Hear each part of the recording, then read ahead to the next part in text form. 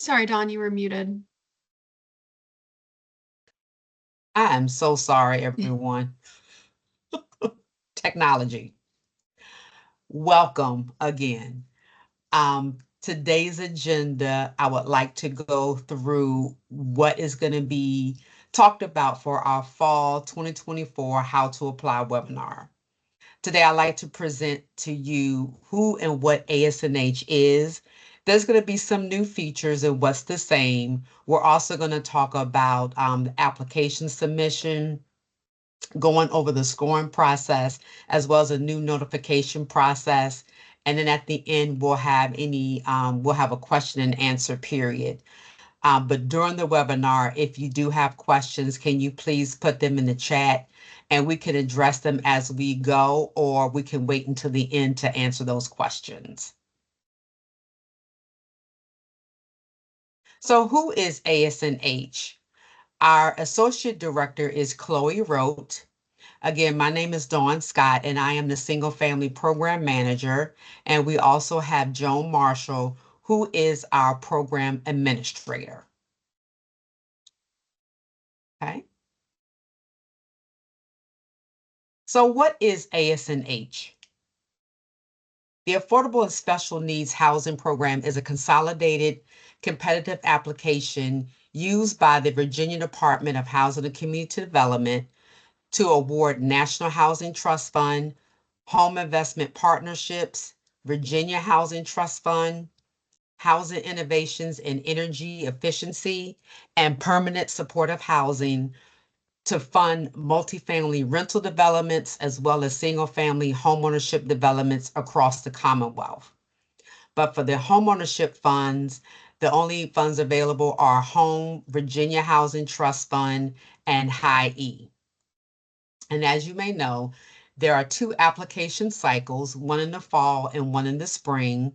The fall application is currently open in CAMS, and it will be open until November 1st at 11:59 p.m. We do have tentative dates for our spring application. And if during the time that you are in your application and you run into any technical issues or problems, you can access the CAMS help desk, and that's at camshelp@dhcd.virginia.gov. That help desk is available Monday through Friday from 8 a.m. to 5 p.m. So if you try to reach them after 5 p.m., you probably won't get an answer until the next business day. But it is Monday through Friday from 8 a.m. to 5 p.m. And you can also reach out to either Joan or myself if you have any technical issues or questions as well. So I want to talk a little bit about what's new for fiscal year 25. One thing that we have done this year is separated the applications for homeownership and rental. So now homeownership has its own separate application along with an updated workbook in CAMS. The homeowner section also has updated program guidelines, new application attachments and instructions, as well as new narrative questions and an updated post-award process. We do have a new section, which is community land trust section, as well in the program guidelines and in the application. Something else that is new for this year is a reapplication policy. If any of you had attended the rental focus webinar this morning, I know Carly's team went over this. This is also going to stretch across to homeownership as well.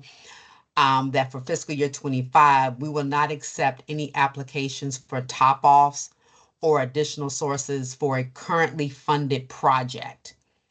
Any prior awardee must formally return a prior award before submitting a new application if you are coming in and wanting top-off funds for a currently awarded project. We won't be doing that. So in order to receive additional funding, you would have to return your current award prior to submitting a new application in CAMS for this fall. And if you have any further questions about that, you can reach out to either myself or Joan at the end, and we can answer questions about that.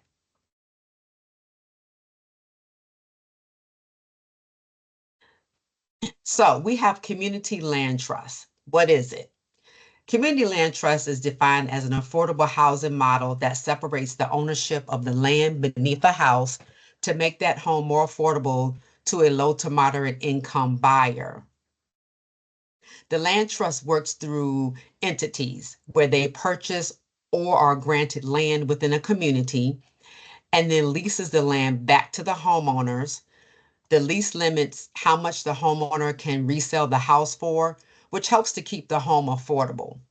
Community land trusts can also help to promote wealth building, retain public resources, and provide solutions for community-based needs.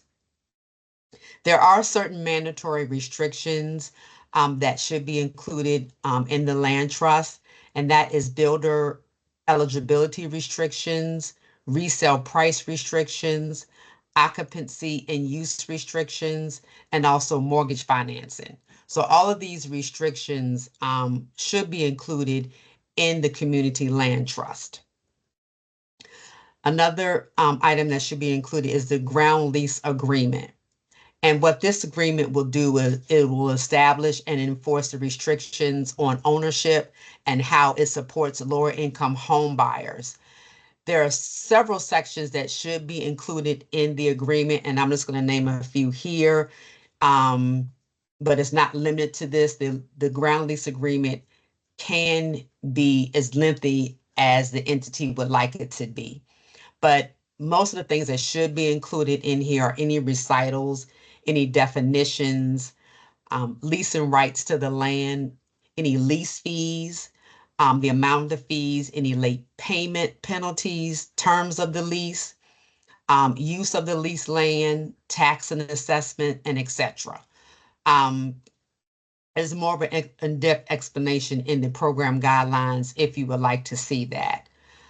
Something else that's very important that should be also in the ground lease agreement is any resale price point formulas that you would use. And most people use either the index base, the appraisal base, or the itemized formula base to figure out what the resale value would be for a new homeowner. And basically with these formulas, whichever one you decide to use, at the end, they all should be able to give the home buyer or homeowner a fair return on their investment. So these are just some of the ones I named. There may be some others out there, but these are the most used ones that we have seen, especially dealing with community land trust. Okay.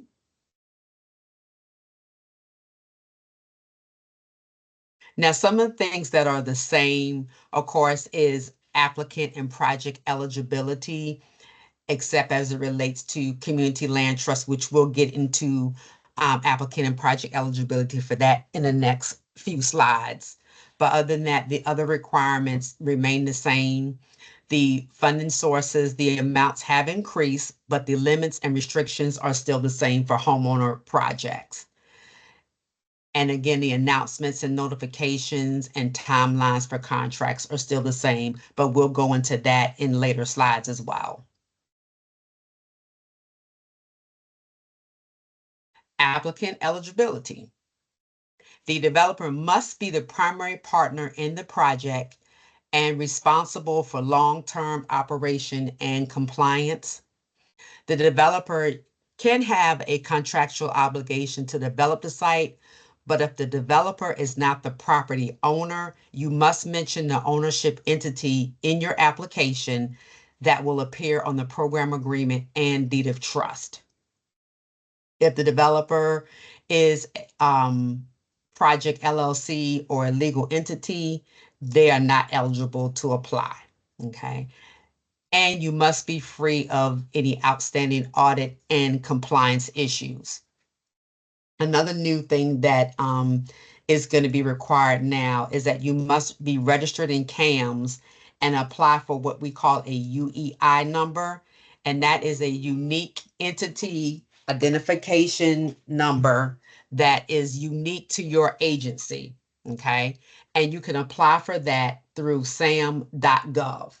It'll have the application and all the information on that particular website for you to apply for that particular number.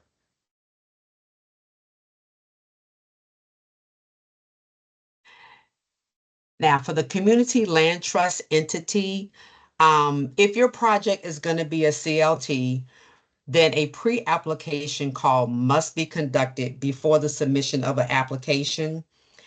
DHCD will require this to make sure the project is viable and the land trust entity is in agreement with DHCD's deed restrictions as it relates to DHCD's investment. If not, then the project won't be eligible for funding. The community land trust entity must be a nonprofit run by a board comprised of staff and community members. The land trust entity should be in existence for at least 2 years, and you should be free from no outstanding issues, no legal issues, monitoring compliance issues, and no pattern of complaints. There is a deed restriction, and the land trust entity must be willing to accept a second lien on the home for DHCD's investment that is passed on to the home buyer for the construction portion of the home and not the land. And you may need approval from your land trust entity if you are considering any other restrictions or deed restrictions outside of what they would prefer. Okay. Next, we have project eligibility. Again, a project is a grouping of homes on an application. You must have specific addresses, parcels, and a scope of work is required. And you can only apply for one project per application. So if you are applying for 2 different sources with different addresses and unit numbers, then you would need to submit 2 different applications. Okay. The project can be either new construction, substantial renovations, or adaptive reuse. Scattered sites must be under the same ownership, and we cannot separate deeds of trust for different sites.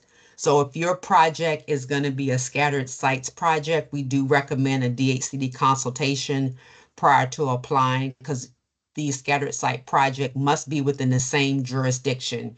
You can't have scattered sites in different jurisdictions, okay?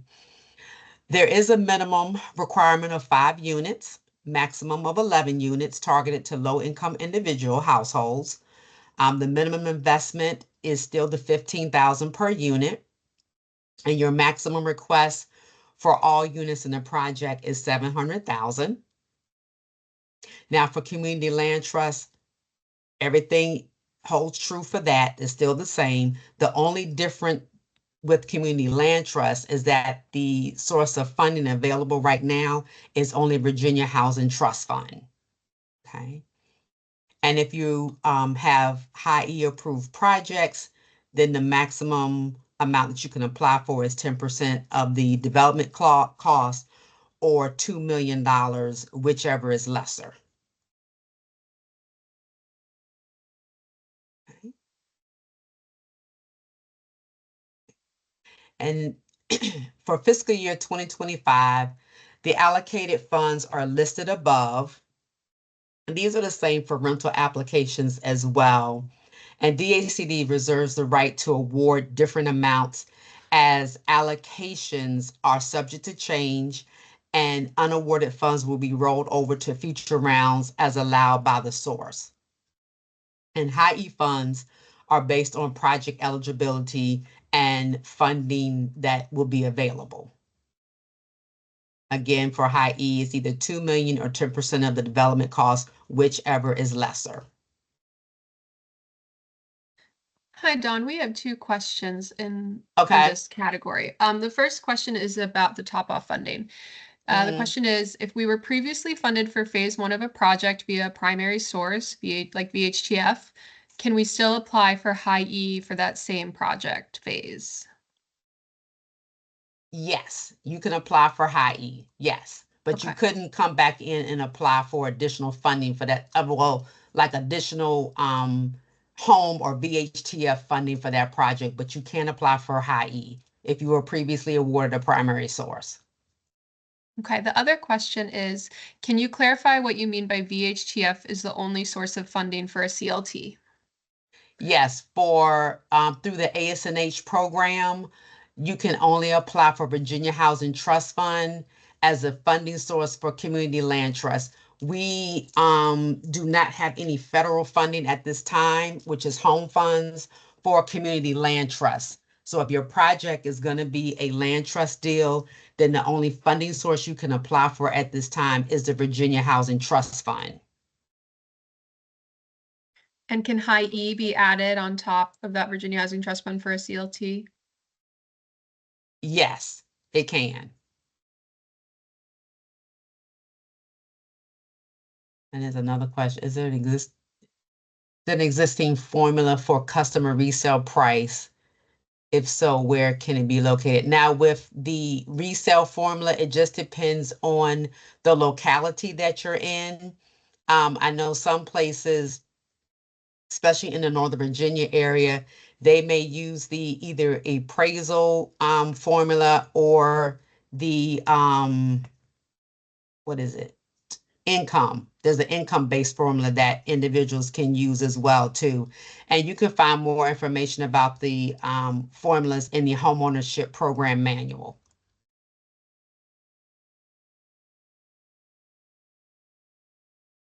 Okay. I wanted to go through some of the compliance and targeting for the homeownership side. And again, in this example, if the DHCD investment per unit is less than 15,000 as a 5-year affordability period.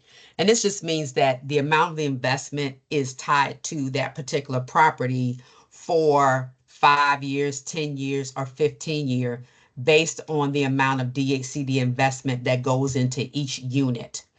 So all the home buyers that will live in the home as their primary principal residence must meet the 80% area median income limit. So they do look at the household income in order to determine the annual income for that particular household, and it must be under the 80%. Right. Now, if you're applying for federal funds, which would be home, you must have a 25% match secured at time of application. And if you have any questions on entitlement or consortium areas, you can visit Appendix A of the program guidelines for home ownership.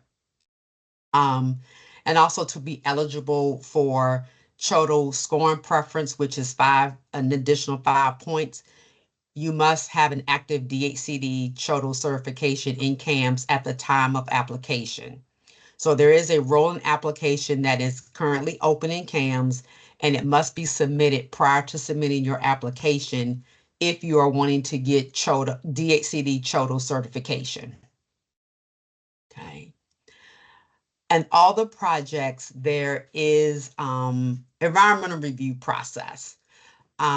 Whether you're applying for Virginia Housing Trust Fund or home funds, a phase 1 environmental process is required for all projects.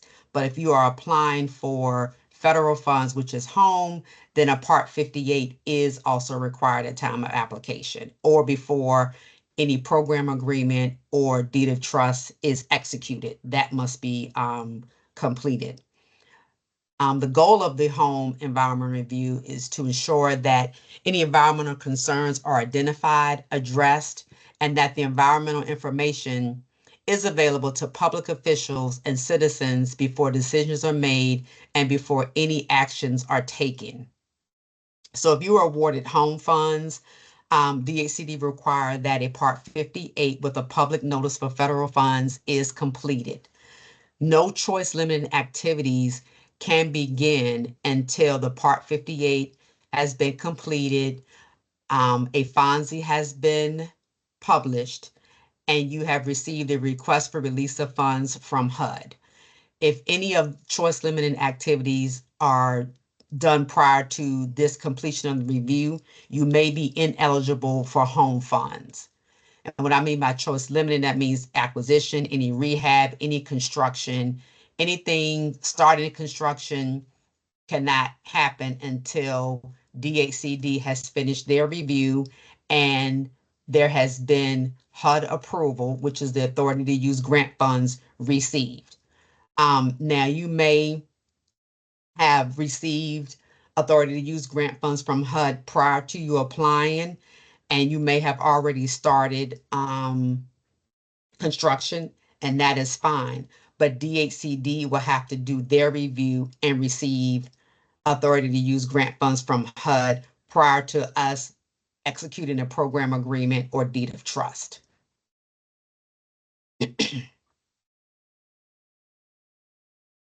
Okay.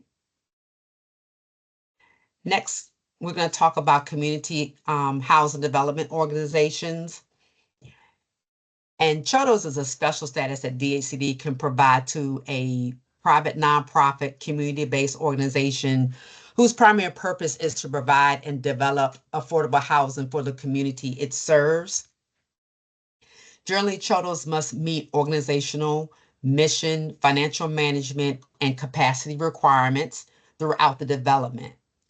This includes, but is not limited to, being certified nonprofit status, being a community-based organization, having low-income representation in board composition, having a primary mission in the provision of affordable housing, and also to be able to demonstrate capacity to develop affordable housing and to conform with accounting standards and financial soundness. Now, DHCD does set aside 15% of home funds for CHODO-related activities. And to receive a scoring preference of an additional 5 points, you must be certified by DHCD as a CHODO. Now, your locality may certify you as a CHODO, but you will not receive the scoring preference. So you must be certified by DHCD in order to receive that additional 5-point scoring preference. CHODO requirements must be continually met during the project, and you are required to do an annual recertification in CAMS. Okay.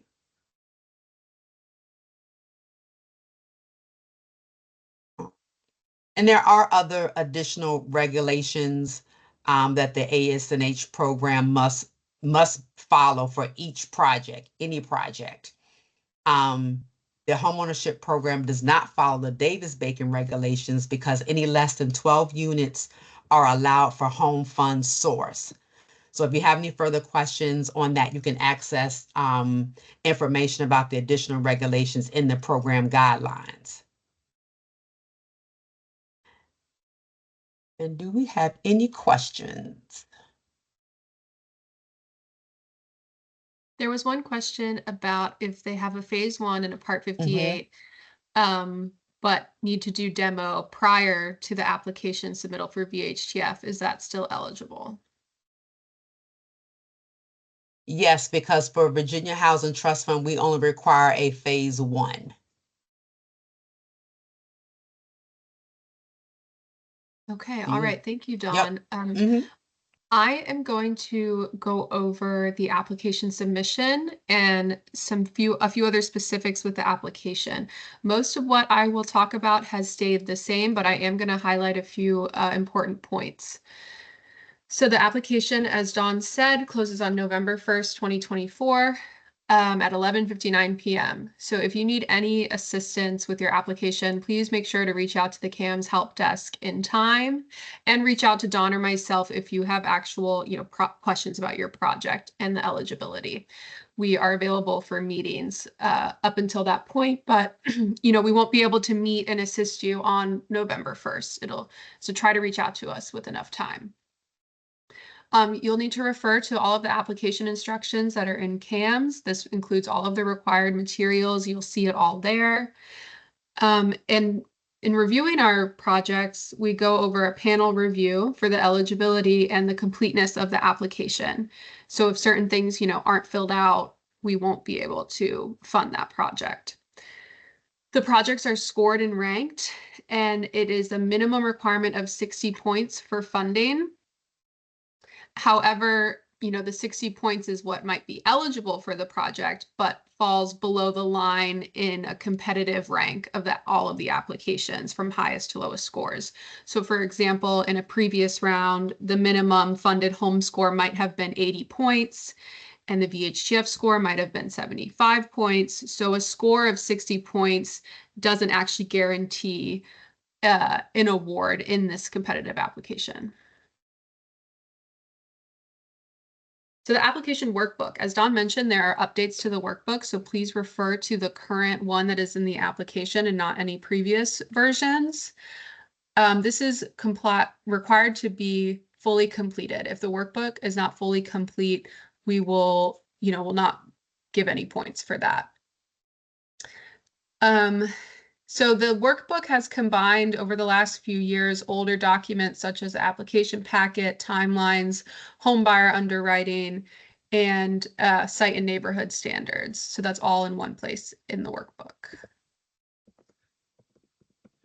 Okay, we have one question. A pre-application call is required for CLTs. That is correct. We have another question. If you have 21 units projected, okay, so with this question, you would have to break it down into 2 applications because the maximum per application per project is 11.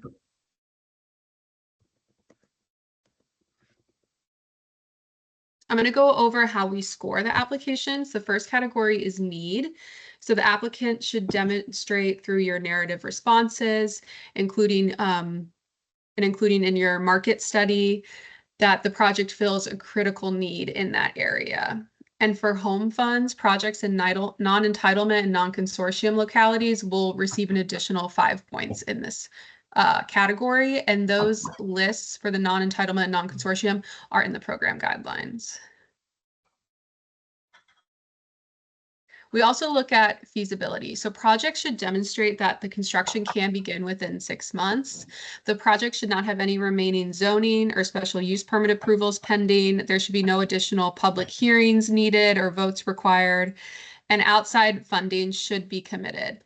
If you have funding sources that are pending, please list those and describe if applications have been submitted and when you expect to receive notification, and if any provisional approvals have been received. And then please make sure to submit any documentation for all of your committed sources. If the applicants have current projects that have experienced delays, especially any projects with DHCD, please detail those reasons for that and indicate how this project that you're applying for, how this timeline would be accurate. Developer capacity. Federal regulations require DHCD to certify the developer capacity, including that CHODO status, prior to the commitment of home funds. And CHODOs will receive those additional 5 points. The evaluation of developer capacity includes reviewing the developer's demonstrated experience developing other projects, the staff's experience in affordable housing development, and oops, my screen went crazy. Sorry about that. Let me go back. Okay. And it is critical that applicants and development teams have demonstrated success with similar projects, including the ongoing operations and long-term compliance. Applicants must be clearly able to articulate the relationship between all partners involved in the project and the ownership of the project, as well as property management, and describe all of the partners' capacity and experience in those as well. Okay, let's make sure I go to the right slide. Okay. So for high E, projects requesting the high E funds must have first been scored and ranked as with an achieving award of another competitive source. So as Dawn has mentioned that already. And then they must demonstrate the designs that will give them, that Greenbelt certification. So we need any, agreements that you have with the certifiers or any experience that you have done this on previous units, anything like that to show There are all of the high E requirements are listed in the program agreement. Program guidelines. So I won't go through all of those right now. The notification process. This has remained the same. The Office of the Governor makes the ASNH funding award announcements public, and that's usually by a press release. After the ASNH program application cycle closes, our staff are unable to answer any inquiries as to the timing or contents of the announcement, and any such inquiries will not be answered. And this includes in person, including, at the Governor's Housing Conference, which we, of course, hope to see all of you at next month. And after that public announcement, our staff will email the primary project contact listed for each project in CAMS, and this will only be through email and only to that primary contact listed. So please make sure that all of the contact information is updated and accurate. If there are any staff changes, you can make those changes, listed in your account on CAMS. The post-award process. Again, this has mostly remained the same. We will send a deputy letter after the governor's announcement, and that the developer then will provide the addresses and the parcel identification numbers. And we will include those in a terms letter, which will be also identifying any other specific stipulations of the award. And that letter will be executed by both DHCD and the award recipient. You'll then need to return and execute a deferred loan agreement, and that needs to happen within 12 months from when the application closes. So that would be November 1st, 2025. And then that deferred loan agreement lasts for 2 years. So all construction should be completed by November 1st, 2027. So accessing the award funds. Once you've got that deferred loan agreement, we will also do a deed of trust that must be completed and recorded before beginning any construction. This ties, our investment to the project. And then the construction reimbursements are paid out in 4 installments at 30%, 60%, 90%, and a final 10%. We ask that you submit at least 30% remittance before closing on any units. And then after all of the units are closed and all of the required closing documentation is returned to us, you can submit for that final 10%. When each unit is sold to a homeowner, the per unit investment is released from the developer from their deed of trust through a certificate of partial satisfaction, which we will prepare. And then it is tied to the homeowner in a new soft second deed of trust, which they will sign at their closing. And we also prepare that. All right, I'll turn it back over to Dawn for some questions and answers if anyone has those. All right. Thank you, Joan. You were breaking up a little bit at the end. So if I guys apologize. have if I need to clarify, let me know.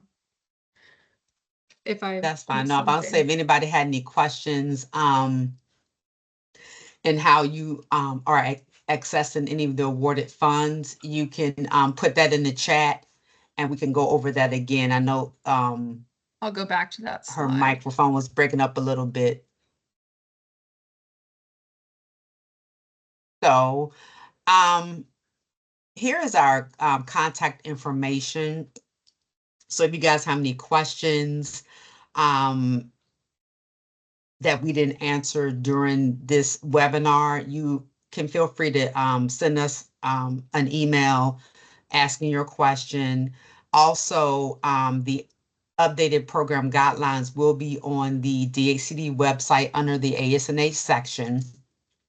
And if you want us to look at your application and make sure, you have all your attachments and everything is correct before submitting your application, you can feel free to reach out to any one of us as long as it's before November 1st, and we can assist with that. And also this recording will be uploaded to the DHCD website within the coming week or by next week. Okay. Now, We so do we have a do have a, couple. Oh, go ahead, yeah, Dawn. few questions. Yeah. So right now, this will end the recording of the webinar, and we'll go ahead and take questions. So Joan, you can end the webinar. I mean, recording.